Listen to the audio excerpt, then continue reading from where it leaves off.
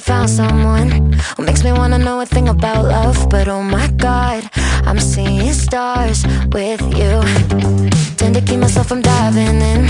I got fed up with the sink or swim. But oh my God, I'm falling hard for you. I keep on waiting for the hurricane to come and wash the magic that you brought away. But somehow all the colors just keep getting brighter. Yeah, I'm feeling it more every day. I think I'm hooked on you, baby, you're golden. Time moves, I never noticed, just can't get enough. Got me wonderstruck. I knew the second I met you, I was doomed to never forget you. Just one single touch got me wonderstruck.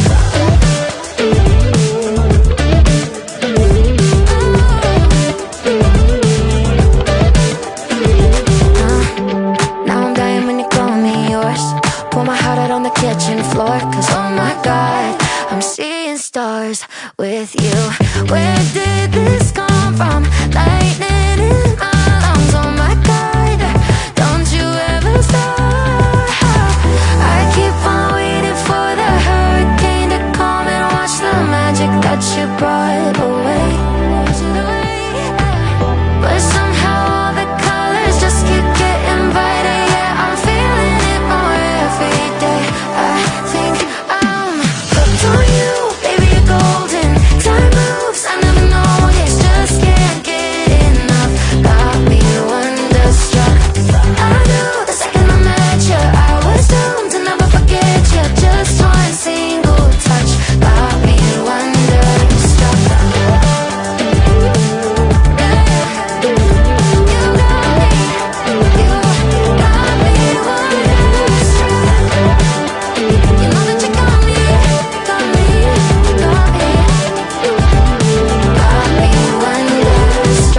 Well, my name is Latasha White, and I am the owner of Freedom Writer Production. Freedom Writer Production is a Christian-based independent entertainment company. We help develop innovators and creatives like you all. We piece together marketing strategies that will help you leverage your idea, whether you're a writer, author, actor, or even somebody interested in doing a commercial for your business. If you want to write a TV show or short film, we can assist you with that. We have a shared passion for storytelling and a dedication to delivering high-end, captivating content to all of our clients. Here at Freedom Writer Production, we believe in being filmed and not forgotten. Well, welcome to the Art of Storytelling, where I will show you how to write a successful book and leverage your book by sharing the tools that many high-earning authors are currently using. I will also touch on script writing as well. In this 1 hour, I want to pour as much as possible into you so that you will leave this workshop filled with ideas ready to leverage them in different areas of your life.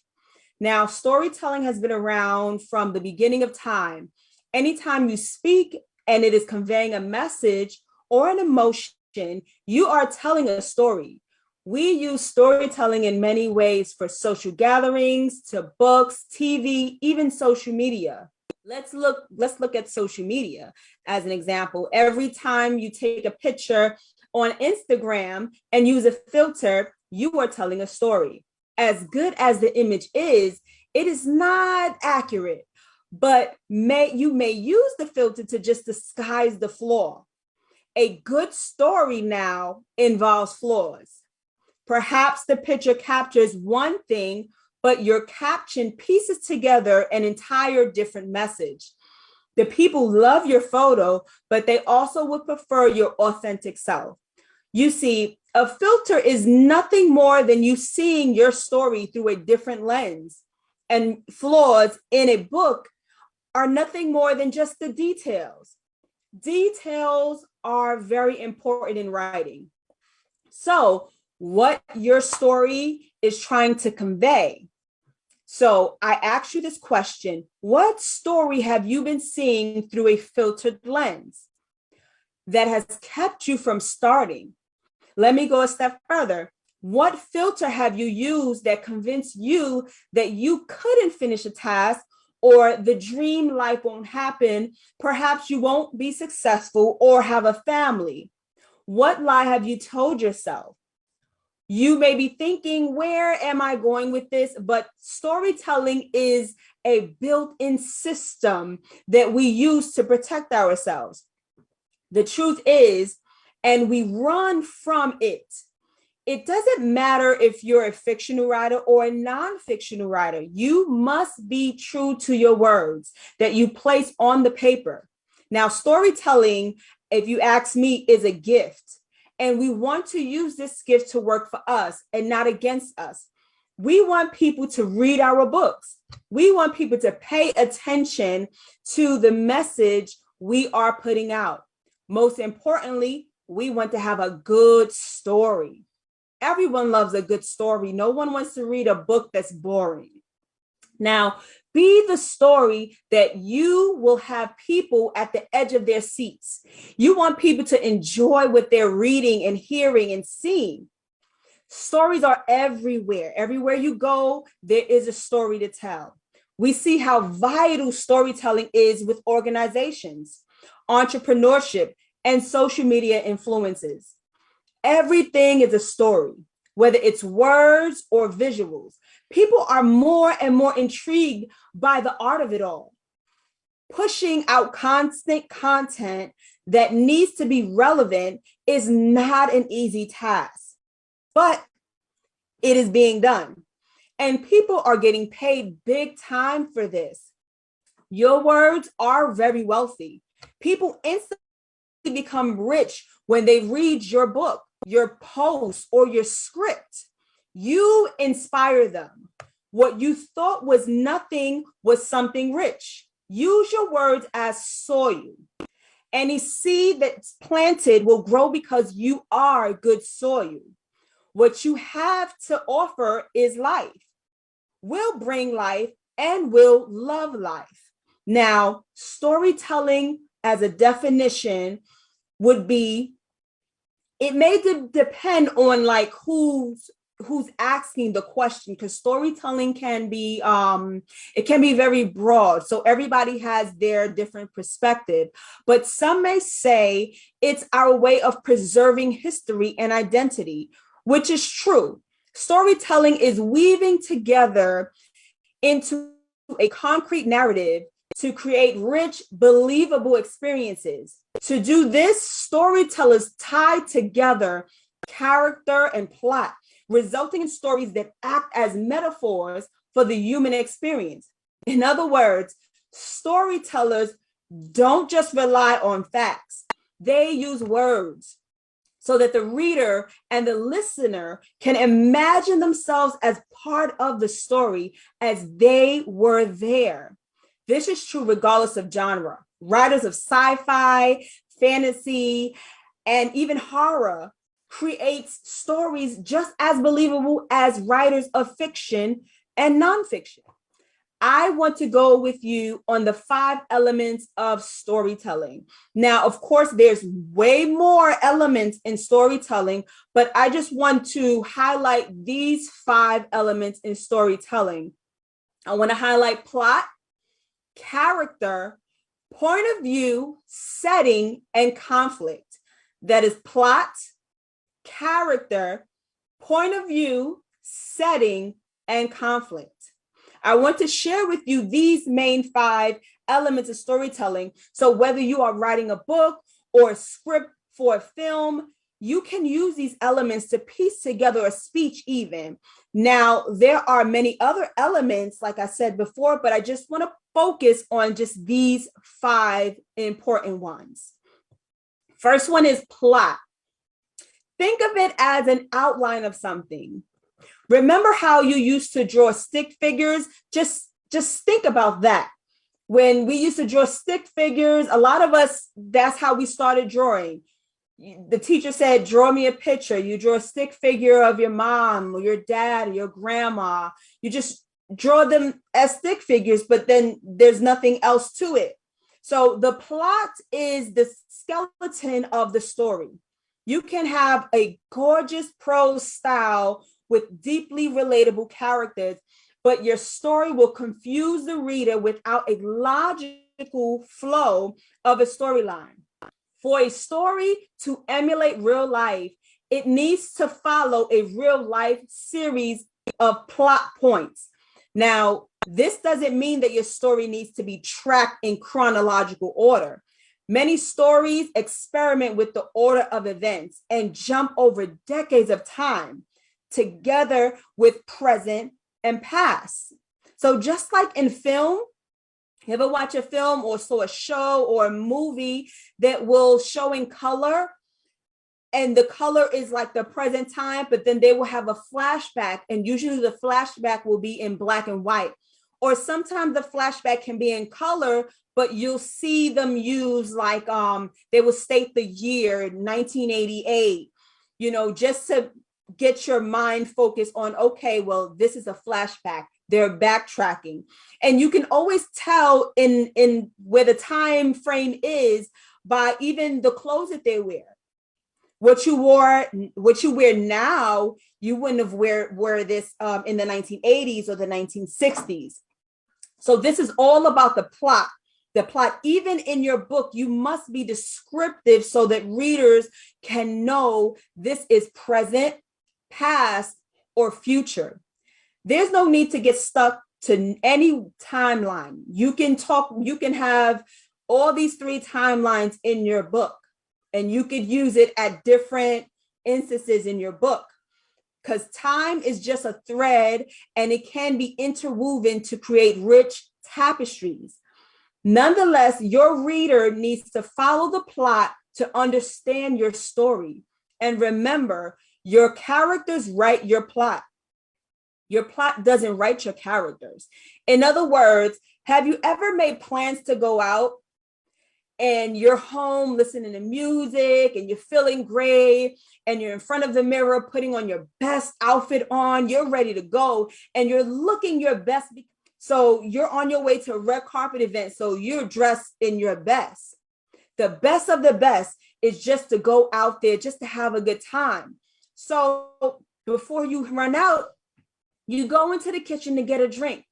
But before you head out, while you're drinking, you spill the coffee on your outfit, your white outfit at that. Your white outfit that costs $5,000. Now the plot was going to the event. That was the original story plot. You're going to the event, not knowing what will happen next. Sometimes while writing a book or a script, you may be thinking one thing, but sometimes your character will take on a life of its own. It is always that case.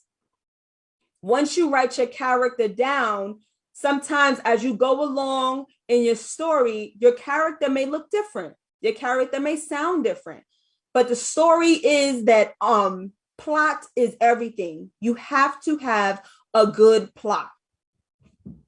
Speaking of character, the second element of writing is character. Equally crucial to the art of storytelling, a discrete characters that populate your work. Every event that takes place in your story is defined by your character's thoughts, feelings, actions, although some plot points are outside of their control. It's your character's responses to the conflict that make a story worth reading. Writers must consider how the reader will connect with the story's characters. If those characters have depth, understandable motives, and relatable flaws, the reader will feel much more engrossed in the story. Once we relate to the story's character, we care about what happens to them. We want to know what's going on, how they feel, what's going on in their mind, and we're willing to follow them along these journeys. Each character of your story, including your protagonist and your antagonist and your secondary and tertiary characters, should feel like real flesh and blood human beings. How many times we saw a show that we gravitate towards that character and find out in like maybe the fourth series of the show, that character dies and we feel it. That is a good character because we were able to show that the character has understandable motives, has relatable flaws, and the character has depth. So that makes you feel like you're a part of the story. The next one I want to bring to you, the element, is point of view. Now, the point of view is defined as communicating to the reader and from what vantage point the story's narrator influences how the story is told and what information the reader has access to. There are 5 points of view to choose from. The first one is the first person, I. The narrator is the protagonist, and we view the story from their perspective. This is generally the most intimate storytelling point of view. The next one is first person peripheral. See, the peripheral vision. See, the narrator is a close acquaintance of the protagonist, and we view the story from their perspective. Now, the second person is you. The narrator casts the reader as the story's protagonist. This is a way to make the reader intimate with the stories of events, but it's hard to sell. Some stories are rarely written in the second person. Now comes the fourth point, is the third person, but this is the third person limited. He, she, and they. The narrator tells a story from the vantage point of one or a few protagonists. The narrator only knows what the protagonist only knows. He, she, and they. So it's very limited. The narrator only knows what the protagonist only knows. There's another one, the third person, which is called, this is not the limited one, but this is omniscient. He, she, they. The narrator tells the story from multiple vantage points. The narrator knows more than any character in the story. And the narrator also weaves in this knowledge together to craft a deeper, more holistic story.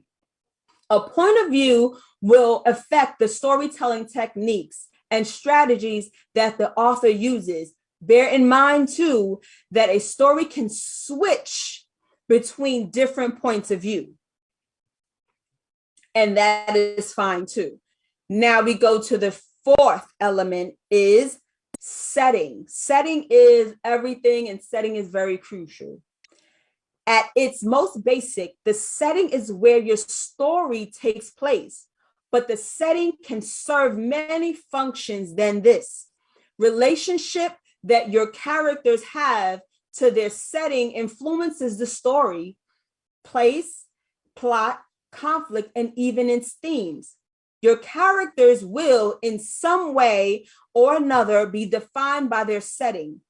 The personality of someone from Indiana will be different from a character who grew up in Harlem, New York. Or both of these people will experience the world differently than someone who grew up in China. Settings imply culture, worldview, and language. Even if your character tries to push back against their upbringing, the setting also influences dialogue and action.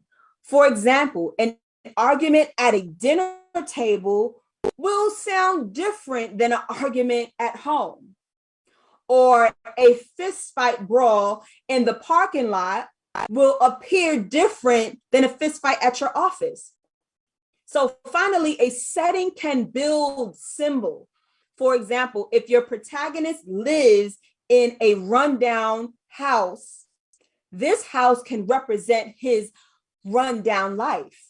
A character that lives in a beautiful apartment in Manhattan, an otherwise poor neighborhood, might be equally ritzy or obviously to the world around her. Just be careful not to stereotype. We don't want to write books and be very stereotypical because we don't want to send the wrong message. We don't want nobody to read your book and be offended, or read your post and be offended. Or if you're writing a script and you're shooting a movie, you don't want to cause an offense in that way. So the setting is just one of many influences on a character's psyche and worldview. The last element is conflict. Oh, we have to have conflict. Even in children's books, even children's books have conflict in it. So every story has conflict. Conflict is the lifeblood of the story. Without it, your characters don't undergo any growth or finish any journey. So conflict can manifest itself in many ways. The protagonist wants something, but has to overcome certain obstacles to get it. Or they want something, but the antagonist stands in the way. Or the antagonist uproots the protagonist's life. Or the protagonist seeks a life of their own, but doesn't know how to build one. In any case, the conflict has to do with the protagonist having certain needs, desires, or struggles. Great stories involve the protagonist having to undergo personal journeys in order to get what they need. A lot of times in life, we are the protagonists. We are undergoing a personal journey in our lives. We are planning our day to be as perfect as possible and go on with our day having to overcome whatever comes our way. So we are the protagonists. The road to resolving conflict is never easy, but that's what makes great stories. So those are the 5 elements of a story. You need a plot, you need a character, you need a point of view, you need a setting and conflict. So plot, character, point of view, setting, and conflict. Those are the 5 elements that is needed in your story. Now, along with those elements, there are some techniques that you can use when writing a story. See, the elements of your story answers what storytellers do on a global level. But when it comes to actually crafting your story, stringing one word after another to move the story along is what storytellers do. So here are a few techniques that I want to share with you. Backstory. Now, some of us do love backstory, some of us don't. But the backstory describes the history of a character or setting. By providing relevant historical details, the author gives context for certain conflicts and relationships that exist within the main narrative. So sometimes the backstory for us in plain terms may be a little, a little tea about the person. Why is she acting this way? Why is he acting this way? People want to know what's going on and what's going on in the background that we don't see. The relationship between the backstory and the narration can be difficult to define because too much backstory will slow the pace of the work at large. However, like most storytelling techniques, be economical. You shouldn't provide more backstory than necessary. You ever had somebody tell you a story and they give so much detail that the details now have become irrelevant now because you've forgotten what the story was all about? So it's like if the story is about me and I'm going through a situation, now you don't want to know about my mom and my dad and their mom and their dad. No, sometimes you may want to hint on maybe the issue that I'm having now is a result of my upbringing with my parents, but you don't want to put more backstory as to, okay, well, maybe the issue that Tasha has is because of her her upbringing with her mom and her upbringing with her dad. So now we want to know what's the upbringing of her parents and her parents and her parents. You'll be standing there and or writing a whole story on nothing, because now we're forgetting about Tasha, and now we're over here with the ancestors now. So we want to be focused on Tasha, want the story about her. We can hint on what's going on and how she's reacting now, but we don't want to backtrack the story so far that we don't even remember, and that now we're not even interested in what's going on with Tasha. So with that said, backstory can span chapters of the text if needed. Moreover, by providing valuable insight into a character's psyche and motives, backstory helps the reader understand the distances and the decisions that the character makes and the problems they face. Another one is foreshadowing. Foreshadowing refers to the moments in the story that predict later events. When the narrator foreshadows, they usually hint at the story's climax, but any future plot points is fair game for foreshadowing. So in other words, a foreshadowing, it's like maybe you told somebody a secret, right? And now you at a party and that person hints at that secret as a joke. So now nobody caught on to it, but then when the event actually happens, they're like, hold on. I remember Tasha said a joke, and the joke kind of like hinted on, she must have knew what was going to go down. Yeah, she knew what was going to go down. So that's foreshadowing. It just refers to the moments in the story that predict later events. And I love watching shows, and I love reading books that use a lot of foreshadowing, because then when you're finished a chapter and you go on to the next chapter, or you finish an episode and go to the next episode, it's like, wow, you think back at all the other episodes, and it's like a string of events that you're like, oh, now we're connecting the dots. So foreshadowing is very, very good. The next one is pathos. Pathos is an appeal to the reader's emotions, because the experience of readers relies so much on the reader's own empathy. Harnessing the power of pathos is key to the art of storytelling. See, you want to bring somebody into your story, and you want to bring them in through their emotions. Storytellers generate pathos by writing relatable characters.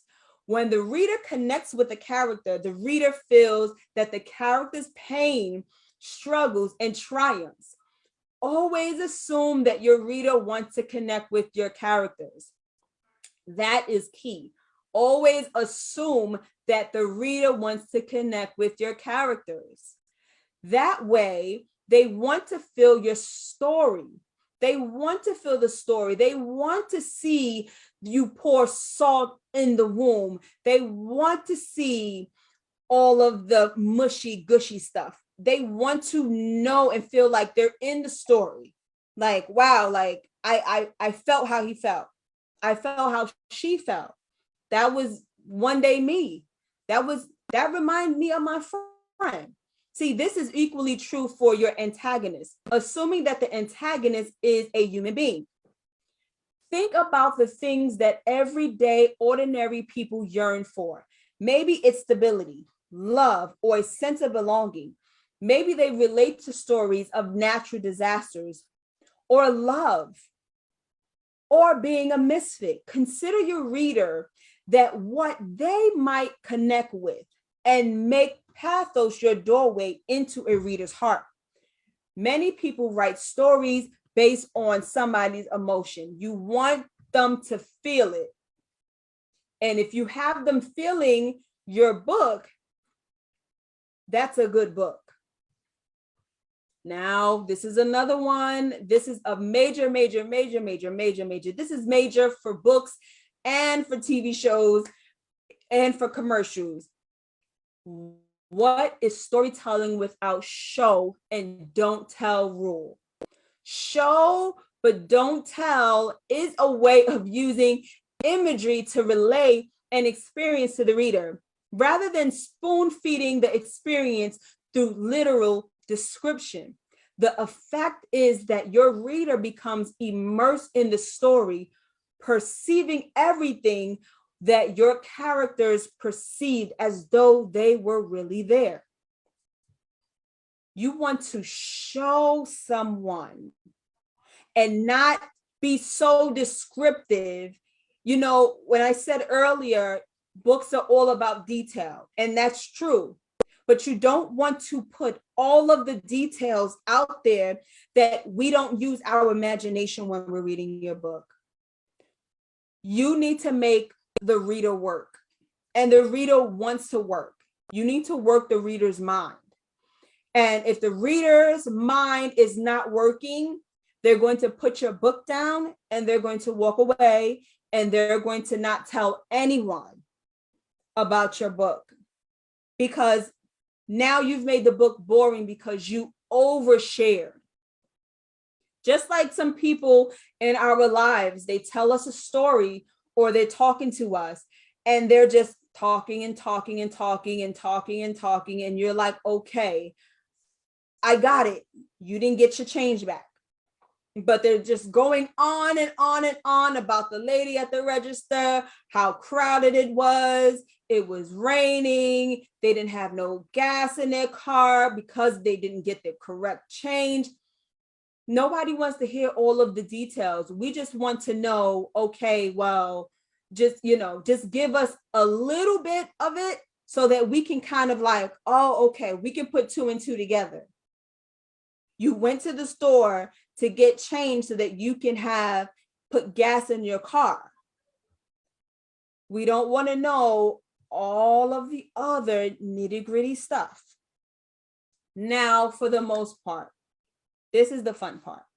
One of the most common questions people ask is, how do I use my book to make money? How do I make money, and how do I make it fast? Well, the question is,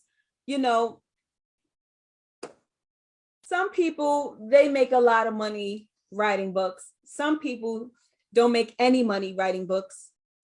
Some people make or write okay books. But you know what? See, the good news is there are so many other ways you can make money with your book, and usually a lot more money than you'd make by focusing on selling copies. Now, we will get into different ways you can leverage a story. I'll just cover a few. Excuse me. So what I gathered in these years of being a writer is looking at people who have written books. And one thing that sticks out to me is that the graphics of the book is not appealing. A lot of times we feel like we don't need anyone to give us any feedback on the books that we put out there. But it's always good to, when you're creating your book, to get feedback from people. And I'm not talking about feedback from the people that love you. You need to get feedback from people that don't even know you. You need to hit up strangers who don't know you from a hole in the wall, and you need to show them your book and your idea of the book. Once you're done, of course, you'll have to get your book copywritten so nobody steals your idea. But it is always best to get an opinion from somebody that's outside of your circle, because you'll prevent yourself from getting people who are yes men. A lot of us have people who are around us who are yes men. They see your work, They said, oh, that's a great book. But then when you publish it, you get no sales. Or a lot of times that I see from a lot of people that they publish their book and the only people that buy their book are the people in their circles or the people in their family or the people in their church or the people in their little tight community. That lets me know that, okay, well, good thing here, you got people that love you enough to buy your book, but are they reading it? A lot of people will buy your book, but they're not buying into you.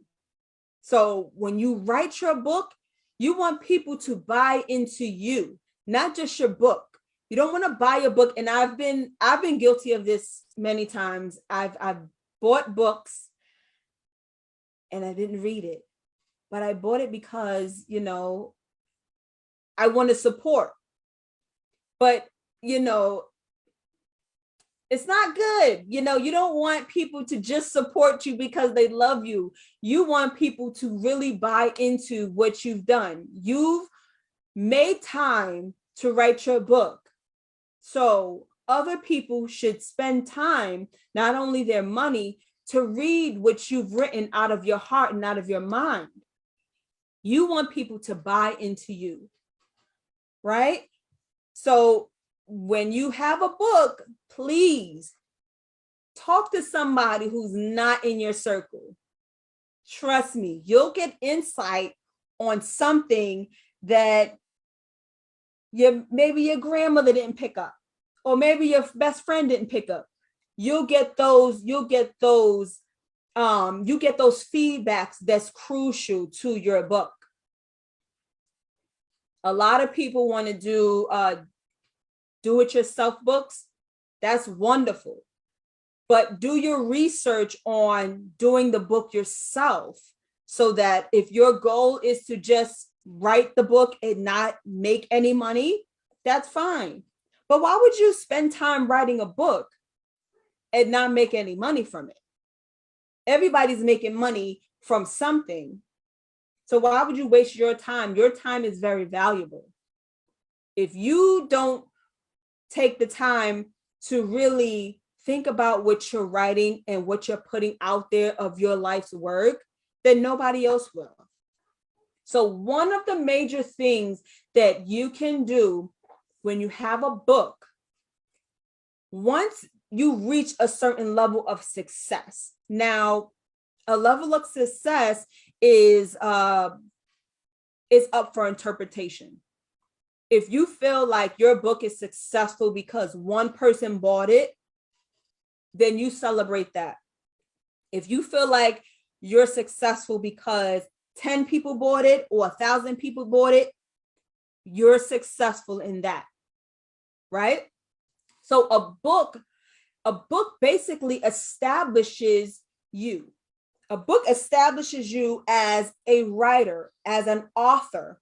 And what you can do with your book, as you be established, you can use it as consulting services. Now you can consult people as an authoritative and raises their visibility about the competition.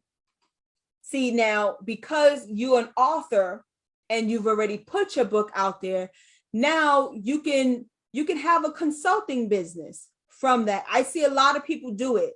A lot of people have made a lot of money just consulting on a book. A lot of people don't know how to write. So you can have a consulting business where people can just come to you and you help them along the way by writing their book. You've already done it. You've mastered writing your book. So now you can teach others. And the good thing about consulting services is that what you know and what you've learned, you can help somebody else. And that's what we want to do in the world. We want to be able to take what we've learned and help somebody else. That's what makes the world a better place. So one thing you can do once you write your book, consulting services. You can consult. And that goes for script writing too. Once you write your script, and you're in the process of doing your movie or your short film or your TV show, you then also somebody can come to you, and now we can have a conversation because you've already established to me that you've done the work. You've done the work. So now I'm serious about what you do and I want to learn. So consulting services is one of the things you can do. This is another thing, paid speaking. One of the major ways to make money from a book is through speaking engagements. There's so many groups that are paid for being speaking. People are actually getting paid to speak at schools, paid to be speaking at theaters, paid to be speaking at so many different avenues, even churches. So it may be challenging to become a professional paid speaker without a book, but you can do it. People have started speaking careers even without a book. Sometimes people use ebooks. Ebooks is very big right now. Even hairdressers are putting out ebooks. You can be a store owner and you can put out an ebook on your store. People want to read. Contrary to what you may think, people want to read your book. There's ebooks, there's audiobooks now, there's podcasting books. Like there's so many different avenues that you can go with your book, but being a professional paid speaker is wonderful. I know somebody that actually gets paid $10,000 to speak. Who wouldn't want to get $10,000 just to speak to children or just to speak to a group of people that you're in that arena that you're in? Whatever you're good at, you can be paid by being a professional paid speaker. Now, coaching services. Now, a lot of us see online, a lot of people are coaches now. Coaching is like, the word coaching has been around since day one, but it just seems like these last few years, it seems like a lot of people are coaches. And I see why a lot of people are coaches, because once you've mastered doing something, now you can teach others. It's kind of like consulting, but the difference between coaching and consulting is that you can consult a person and then move on to the next. Sometimes a lot of times with coaching, you spend more time. The time is more spent on the person when you're coaching. Because if you're a coach, then that means you're an expert. And if you're an expert, that means that you spend a lot of hours over, I think it's 10,000 or 20,000 hours, or maybe even more, to be considered an expert. But that is something that you can do. Now, also, you can even sell a physical product. Let's say you're thinking about a book, right? And you can take it a step further. Let's say you lost a lot of weight. Now is the time where everybody is trying to get fit. Everybody's losing weight. They're using many different things to lose weight. If someone who is struggling with weight loss sees you lose weight, they're going to want to buy your book. They're going to want to know the secrets that you have. They want those results. They want that summer body, just like how you got it. Oh, they want it, and they're willing to pay you to find out that maybe your secret to a slim body, it could be hereditary. They don't care about that. They care about, okay, well, she said she ran for 5 days for 2 hours a day, and she looks like that. Oh, now I'm going to run for 5 days for 2 hours. People, this is how the market is. People see what they want and they're willing to pay you for it. And they're willing to pay you for it because they don't want it being now it's something I have to like think about it real hard. They want to know and see it for themselves. So now, with that being said, now a lot of people are being there's this thing called paid community and mastermind groups.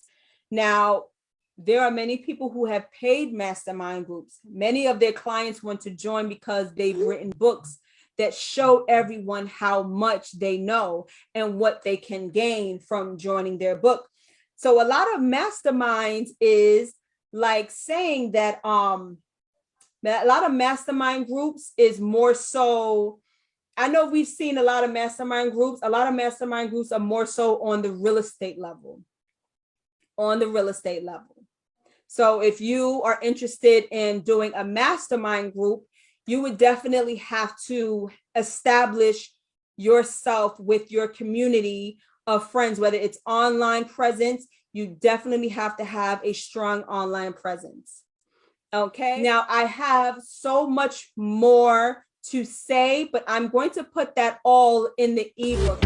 It's been a minute since I found someone who makes me wanna know a thing about love. But oh my God, I'm seeing stars with you. Tend to keep myself from diving in. I got fed up with the sink or swim. But oh my God, I'm falling hard for you. I keep on waiting for the hurricane to come and wash the magic that you brought away. But somehow all the colors just keep getting brighter. Yeah, I'm feeling it more every day. I think I'm hooked on you, baby, you're golden. Time moves, I never noticed, just can't get enough. Got me wonderstruck. I knew the second I met you, I was doomed to never forget you. Just one single touch got me wonderstruck.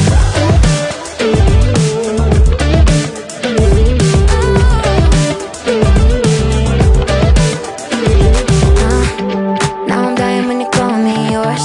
Pour my heart out on the kitchen floor. Cause oh my God, I'm seeing stars with you. Where did this come from?